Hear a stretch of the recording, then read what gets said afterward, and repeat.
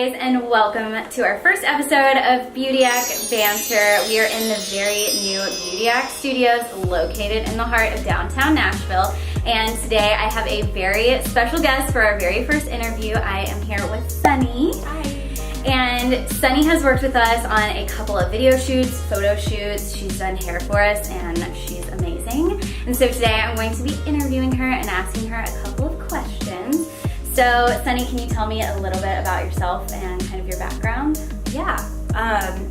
So I've been in the industry about 11 years. I'm a second generation hairstylist. Grew up in a salon. My mom was a salon owner and hairstylist as well. So I've been around the beauty industry my whole life. Fun fact, I actually did not want to be a hairstylist. I wanted to be an attorney. Two very different things. Very, very different things. And my junior year of high school, I was just like, I hate reading. I have ADD. Reading comprehension is so hard. Yeah. I work with my hands. Yes. So I decided to go to beauty school as a default of what my mom did to be able to pay my way through college. And I fell in love with the industry, and I've been behind the chair 11 years since. I do a lot of different things. I'm an educator. I've traveled all over. I work with a couple personalities and like celebrity personalities. Yeah. And everything's great. So you talked a little bit about kind of how you got your start in the industry, but what specifically brought you to Nashville? Nashville. So I had actually plateaued in life, and I just, like most people, I'm a creature of progression. And I had reached a point with my resume and my career that I needed to relocate to be able to level up. And with everywhere that I want to be going, I need a celebrity clientele first to be able to get that resume up so that I get more exposure and can go where I'm planning to or wherever else I live. So if someone is trying to get into sort of this beauty industry and hair industry, what credentials do you need to have in place before you become a hairstylist or a makeup artist? So you're going to have to attend a vocational school. I went to a private school back in Utah, Taylor Andrews, where I had to go through 2,000 hours of schooling, which was a lot. It's now 1,600 hours. I believe it's 1,600 hours here in Nashville as well, in the state of Tennessee. When you go to school, it's great because they teach you, your foundations. The school I went to, they would teach you could do this, but then here's a million other creative ways. You figure out what works for you because we're creative-minded people too. Like typically if you're going into hair. But you need to go to a school. You're going to learn a lot of technical things that people don't understand are involved with doing hair and makeup. You have to know hair types, skin tones. You work a lot with chemistry. You work with math. Yeah. I work with shapes, lines, and angles all day, every day, and geometry was my worst subject in high school. So yeah.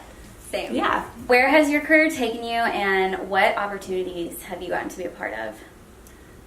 Oh, that is such a big umbrella question. I will say my biggest, most important is it's entered me into the realm of education. And I work with a company where I have been able to travel up into Canada, all over America, and I get to work with other hairstylists and help them build their businesses and help them understand hair product styles, all that kind of stuff. That's been one of my favorites that the industry has brought me. What is your biggest achievement that you're most proud of? Okay, this might sound really cheesy. My biggest achievement is when I have somebody sitting in my chair and I see them look into the mirror and they have confidence in themselves. Hair and makeup, they're accessories that help a person's inner light shine. And hair especially is an accessory that you can't take off. And when I can go in and transform somebody's confidence and make them feel good about themselves so that they can put their best foot forward, that is my greatest achievement. That's awesome. I love that. What advice would you give to someone who wants to break into the beauty industry? Do it. It's such a good industry to be a part of. What I would recommend is take the proper steps to educating yourself, whether it be school, whether it be makeup artistry. Typically you're going to take a couple of courses. It's not going to be the same as a cosmetology school for hair licensing. But I say go for it, and then if you're already in it and you're asking maybe how do I break into it, how do I keep going, that's the thing, is just keep going, keep putting yourself out there. You never know who's watching, and you never know who can be your connection to your next step. So what is your favorite part of your job? Favorite part of my job is all of the different people I get to meet. Because like I said, I work in a salon, I have a suite, and I have individuals that sit in my chair, and I get to create genuine connections with people, which is so cool. But I also get to travel around and work with people like you guys on set, and a lot of times it ends up building relationships. And when I educate, I have friends all across America that I know I can get encouragement from, or I can encourage, and it's really fun. So moving more into the makeup artistry side of things, obviously we are a beauty company and we do makeup and kind of things like that. And we do have our brushes, obviously. What is the coolest opportunity as a makeup artist that you've ever had? One of the coolest that comes to mind, because it was recent, was working with Billboard for the CMAs. Awesome. I got to get Taylor ready, she's the girl who interviews everybody. Yeah. And that's amazing. I think that was probably one of my coolest good job, Sunnie. Yeah. How long would something like that kind of take? Like the whole process? Like were you doing hair and makeup? Yeah. I did hair and makeup, and Taylor and I are really good at talking. Typically it's going to take me an hour to an hour and a half per person, depending on the complexity of the style. What would you say is the greatest misconception about makeup artists? The ditziness.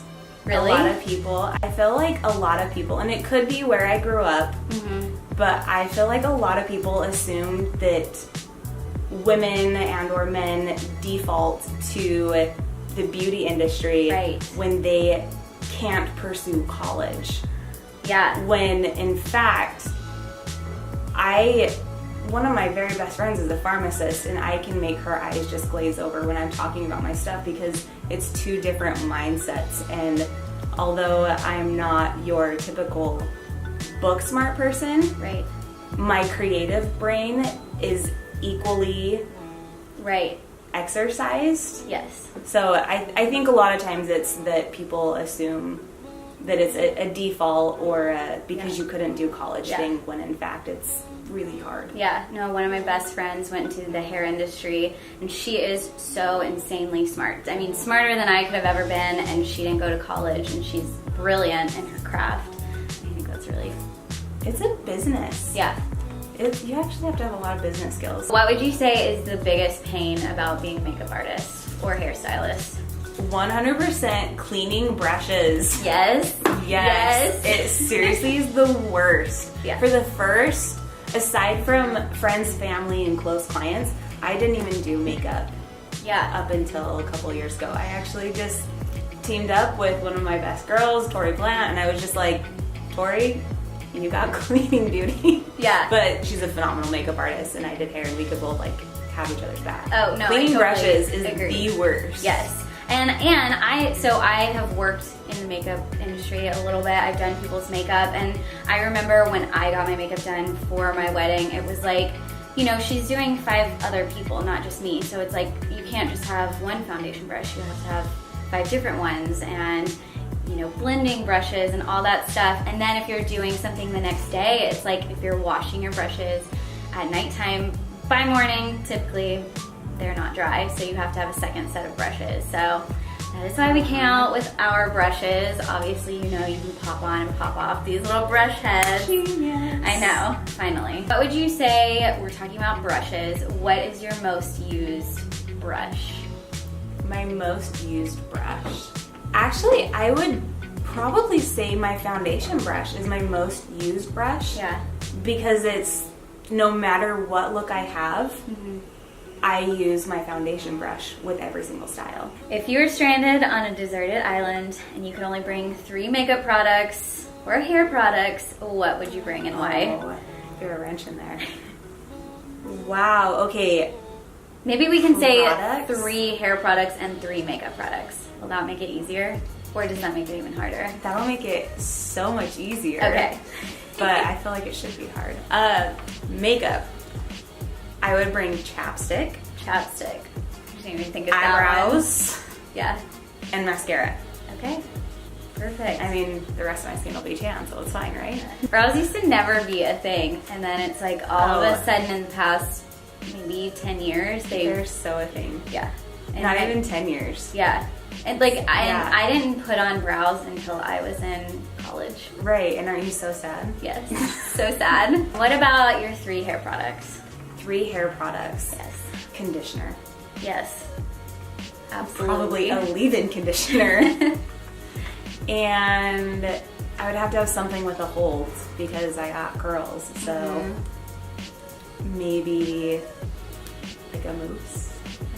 Because then you could still like slip back with your ponytail. True. And last question, what makes you a Beautiac? A Beautiac, honestly, it's the community feel. I feel like it's a family, and so it's something I want to be a part of. Hey, well, we're so glad that you are a part of our family, and thank you so much for sitting down and chatting with me. And next part of this, we are going to move into a hair and makeup look. And what look are you going to be doing on our client today? We're going to be going holiday. Yes. And I'm thinking of doing something that's more of a golden, maybe like a winged eye with a bold red lip. Bold red lip, of course, for that holiday festive look. So.